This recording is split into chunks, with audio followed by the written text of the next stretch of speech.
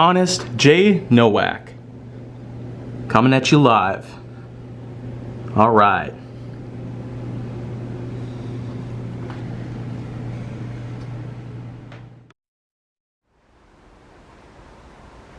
A pleasure to meet y'all at last, and welcome back to HJN Graphix. Today, HJN Graphix is proud to present to you, well, I'm pretty much proud to present to you pretty much something good around here, because after all, earlier today I talked about Predator Hunting Grounds. Today, I'm going to be talking about one of two different remasterings from the Modern Warfare saga. We're going to talk about the Modern Warfare Remastered Edition itself. And then later on I'll be talking about the sequel, but first off, let's just talk a bit about Modern Warfare as a whole. The series itself ultimately began with Modern Warfare in 2007, then with the sequel in 2009, and that time it was primarily done by Sledgehammer Games and Infinity Ward, whom then both went on to create the third game in 2011. That entire trilogy alone is quite an amazing feat of technological marvels all over the place. Call of Duty Modern Warfare itself has been quite a trilogy, one to be desired. But then, as I've pretty much discussed before here on HJN, there was actually a soft reboot that came out in 2019, 8 years after Modern Warfare 3. I essentially refer to that as Modern Warfare Retold at the time, because I felt like that if it was going to be a complete and total remake of the entire series, well, the thing is, it was not at all a remake. It was not even close to being the same exact thing. Not even a little at all.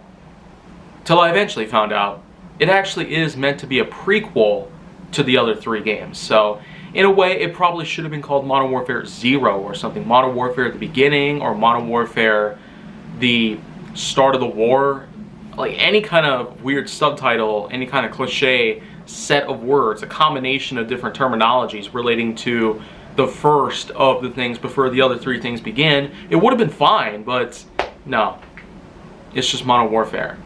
It's kind of like with Ghostbusters Answer the Call, when they just simply call it Ghostbusters because they did not want to even include any kind of subtitle. But you know how us hardcore fans are when it comes to that series.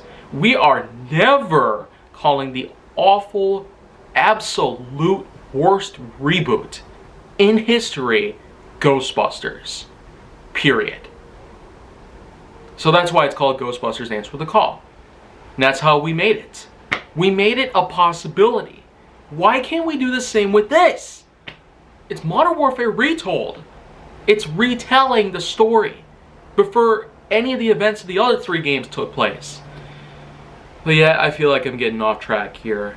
I spent a little too much time not talking about the game itself. So you know what? Let's just continue on with this. Call of Duty Modern Warfare Remastered came out alongside Call of Duty Infinite Warfare in 2016 as a remastered version of the original game from 2007. Nearly 10 years later, they basically went on ahead and made the same exact thing, suitable for PS4 consoles and other such 8th generation console platforms, etc., and having some more polished, enhanced graphics with that to match the stylings of what today's technology would pretty much be like when it comes to creating the graphical enhancements of today's games. And with the way that I see this, in contrast to how the original games were back in the day, I'd say this in particular actually turned out to be pretty darn good. And I feel like that the same thing could be said with the other one, Modern Warfare 2 Remastered, which, again, I will talk about later on, but when it comes to that, it's just simple as this. The story is simply the same. The character set is still the same. The casting, crew are still the same. Even with that beginning node, where President Al-Fulani is getting transported by the mercenaries led by Khalid al-Assad, an ultra-nationalist leader. And I tell you, that title sequence, the way that they list all the crew members in alphabetical order and a few at a time, just so we could still pay attention to what's happening on screen throughout that whole entire scene, I'd say that was a pretty nifty way of crediting everybody in a short amount of time, pretty much. Just simply listing their names all together like that. I felt like it was a nice idea. A nice touch to pretty much go along with the opening scene of the game that involves the president getting assassinated on live television. But otherwise, it's the same old gist that happens. Captain Price, the leader of the SAS, a British military force that is sent in to intercept various things, including a large cargo vessel in the Bering Strait, to basically retrieve a manifest inside of a large containment unit that is then bombed by a bunch of MiG aircraft in the sky. But then eventually what takes place is various other missions that you remember from the game, including where they head off to various places around the world, like Azerbaijan, and eventually towards the heart of Russia itself. And you also get the same things taking place with the United States Marines, where you play as Jackson, whom of course is under the command of Lieutenant Vasquez. And these missions of course are the same. The real big picture though is the way it looks, and even with the way it kind of sounds. As I've said before, it's a complete remastering of the original game.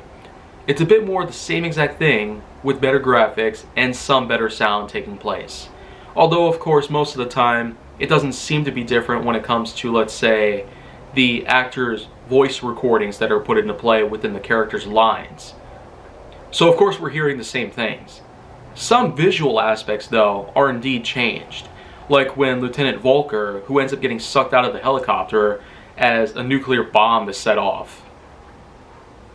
That's pretty much done a little differently. And then of course in the Fallout process itself, where Jackson is still barely alive but still practically crippled, probably beyond the point of recovery, but yet we still do get to play that little part in the game where Jackson is simply dying while the radioactive fallout from the bomb is still out there right in the middle of the city.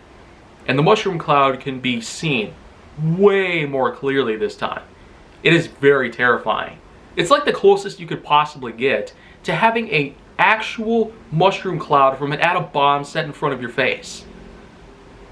I tell you, the way that PS4, PS5 graphics are really setting the pace for how real they want the game to appear to be, it's just scary nowadays. Just getting to know that we're going to be having a huge feature in front of us.